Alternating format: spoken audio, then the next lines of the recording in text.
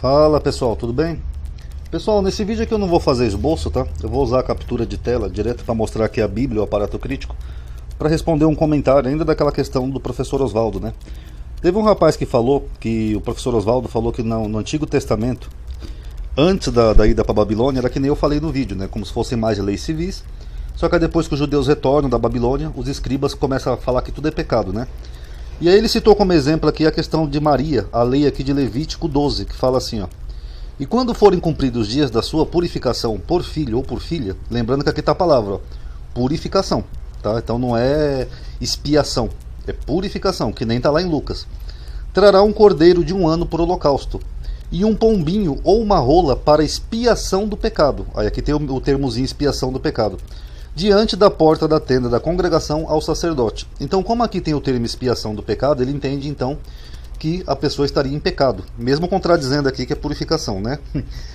Nós temos dois probleminhas aqui. Primeiro que essa lei de Levítico, a gente não sabe de quando ela é, né? Então, ela tem a possibilidade dela ser pós-cativeiro? Tem, porque Levítico começa ali na Babilônia. Então aí, tudo bem, vamos dizer que os escribas colocaram essa lei aqui pós-Babilônia.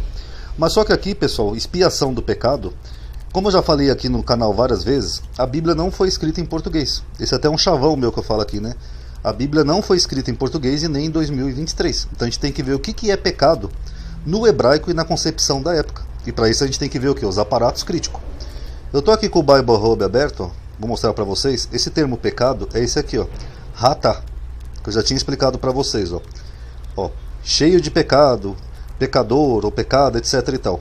Só que aqui na definição de pecado eles colocam quais são os sentidos de pecado. Ó, letra 1, pecado contra o homem, contra Deus, contra o próximo e assim por diante. E aí nós chegamos aqui nessa questão aqui bem interessante, ó, que tem duas definições diferentes. Ó, essa número 2 aqui e essa número 3. Aqui a condição de pecador, ó, culpado pelo pecado. Aqui no 3 nós temos a punição pelo pecado, como por exemplo aqui Zacarias 14:9, que Deus vai punir o Egito com pragas, porque eles não iriam celebrar a festa lá em Israel. Então aqui os egípcios pecaram e Deus iria punir eles por esses pecados. Só que aqui no termo 4 nós já temos um outro sentido, que é uma oferta de pecado. Quer dizer que a pessoa é pecadora? Não. Essa oferta de pecado geralmente era feita pelo sacerdote pela falta de outra pessoa. Tá, o primeiro ponto. Segundo ponto, quer dizer que a pessoa estava em pecado? Não, isso aqui tem mais a ver com purificação. Porque se a pessoa tivesse cometido algum pecado, não teria necessidade de ter esses outros dois aqui, ó, essas duas definições anteriores aqui, ó, a número 2 e a número 3, porque seria tecnicamente a mesma coisa. Então Deus ia dar uma lei para pecado, outra lei para pecado e outra lei para pecado. Não, cada uma tem uma definição diferente, tá? Vamos tentar entender. Essa oferta pelo pecado, ela envolve mais purificação de algo que foi contaminado, então tinha que passar por algum tipo de purificação para descontaminar. É isso que é chamado na Bíblia de oferta pelo pecado. Não quer dizer que a pessoa pecou. Por exemplo, ela é aplicada a primeira vez aqui em Levítico 7:37, que tem a ver com os filhos de Arão, tá? E depois em Levítico, deixa eu ver que se eu acho aqui o outro Levítico, condição de pecador, pecado, Levítico, eu tinha deixado aberto aqui, assim, ele manda comparar aqui, é Levítico 4, aqui ó, Levítico 4. Vamos ler a partir do versículo 27. E se qualquer pessoa do povo da terra, ó, pecar por ignorância, então a gente vê que não é um pecado no sentido que nós temos no meio cristão. O que é um pecado por ignorância? É como, por exemplo, você tocar um morto. Digamos que um ente querido seu faleça, você vai lá, toca no corpo, né? Até esperar as autoridades chegar, você estaria contaminado. Então você pecou por ignorância. Fazendo contra algum dos mandamentos do Senhor aquilo que não se deve fazer e assim for culpada, então a pessoa tem culpa porque ela cometeu o ato, mas foi sem querer, foi por ignorância. Ou se o pecado que cometeu lhe for notificado, então trará pela sua oferta uma cabra sem defeito pelo seu pecado que cometeu. E porá sua mão sobre a cabeça da oferta da expiação do pecado, aqui ó, o mesmo termo, expiação do pecado, e a degolará no lugar do holocausto. Então não quer dizer que a pessoa cometeu um pecado, quer dizer que a pessoa sem querer violou alguma daqueles preceitos, e geralmente os preceitos que envolvem purificação. Vamos ver mais um outro exemplo aqui, ó. Aqui ele está falando aqui, ó, que Ezequias, quando ele faz aquela reforma religiosa, ele faz uma purificação do templo. Aqui que a gente pode ver em Esdras, não, é Crônicas, 2 Crônicas 29 e 21. Vamos ver aqui o que diz 2 Crônicas 29 e 21. Segunda Crônicas 29, 21. Vamos ler a partir do versículo 20. Ó. Então o rei Ezequias se levantou de madrugada e reuniu os líderes da cidade, e subiu à casa do Senhor. E trouxeram 7 novilhos, 7 carneiros, 7 cordeiros, 7 bodes, para o quê? Para o sacrifício pelo pecado. Pergunta: o templo cometeu algum pecado, pessoal? Tem como um templo, que é a casa do Senhor, cometer algum pecado? Não, eles estavam fazendo um ritual de purificação porque no templo estavam tendo práticas impuras, como por exemplo prostitutos cultuais, sacrifícios que não eram aceitos pela lei de Deus, essas coisas. Então o que o rei Ezequias faz aqui é um sacrifício pelo pecado. Mas quer dizer que é um pecado no sentido que nós temos? Porque se for, então a gente vai ter que dizer que o templo é pecador. Claro que não, né? Ah não, amadinho, mas eram os pecados do povo, amadinho. A mesma coisa. Ele não está oferecendo um sacrifício pelo pecado daquelas pessoas, ele está oferecendo para purificar o templo. Aqui, ó. Para sacrifício pelo pecado, pelo reino e pelo santuário, e por Judá. E disse aos filhos de Arão, os sacerdotes, que oferecessem sobre o altar do Senhor. Então aqui é um ritual de purificação, depois que Ezequias remove os altos, as estátuas, a Xerá que tinha no templo, expulsa os prostitutos cultuais, etc. Aí ele faz uma oferta pelo pecado, que é basicamente um ritual de purificação.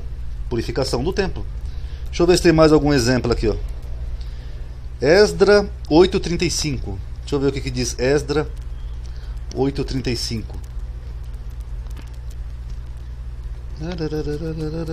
Esdra 8:35.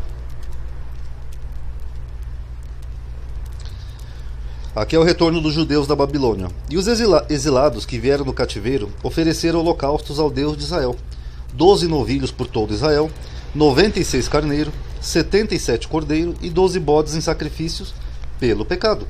Tudo em holocausto ao Senhor. Agora, que pecado que esses exilados cometeram? Nenhum. Porque aqui já era uma outra geração, não é a geração que pecou lá, como os pais deles, né, na época lá de Conias, etc e tal. Esse aqui já eram os exilados, que a maioria deles nasceu na Babilônia. E que pecado que eles cometeram? Inclusive o nome Zorobabel significa isso, né? Eu já falei para vocês que é nascido na Babilônia. Então que pecado que eles ofereceram? Nenhum. Esse ritual aqui era o quê? Era de purificação. Porque eles retornaram, eles entenderam que eles tinham que purificar o local de sacrifício para não ser contaminado por coisas impuras. Tudo envolve isso daí. Deixa eu ver se tem mais algum exemplo aqui. Tem aqui Neemias 10:34, num ritual especial. Deixa eu ver, Neemias 10:34. Neemias, cadê? Neemias 10:34.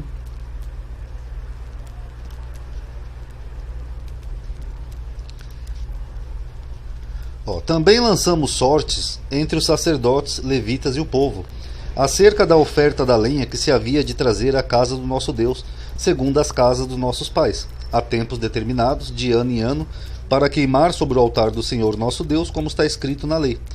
Então aqui em Neemias é um ritual especial que eles fazem a mesma coisa, uma oferta pelos pecados. Agora, quem que tinha pecado aqui? Inclusive aqui no versículo 33 tem a palavra, né? Para os pães da preposição, para a contínua oferta de alimentos e para o contínuo holocausto dos sábados, das luas novas, para as festas solenes, para as coisas sagradas e para os sacrifícios pelo pecado, para a expiação de Israel e para toda a obra da casa do nosso Deus. Então aqui eles estão instituindo de novo o ritual judaico, e realmente aqui ninguém fez nenhum pecado, é só um ritual, são rituais de purificação, tá? No contexto. Então Neemias aqui não ajudou muito. Então, resumindo, pessoal, não é porque você tem a palavra no português, na sua Bíblia, que quer dizer que ela tem o mesmo sentido no hebraico. Então você tem que analisar tudo isso daqui, ó. Você tem que ver todos os significados da palavra. Aqui eu sei que é inglês, mas o inglês não é tão difícil assim, entendeu? Aqui, ó, pecado contra o homem, ó, Gênesis 31:36. Pecado contra Deus, aqui, ó, Levítico 4:14. E vai vendo cada um desses versículozinhos para vocês verem que tem diferença. Então, oferecer uma pomba em sacrifício pelo pecado não quer dizer que a pessoa é uma pecadora. Tem mais a ver com purificação, que nem eu falei para vocês. Tanto que o próprio templo foi purificado e eles colocam oferta pelo pecado. Tá bom, pessoal? Então tá aí. Obrigado por ter assistido. Espero que tenham gostado. Espero que tenham entendido. Paz a todos.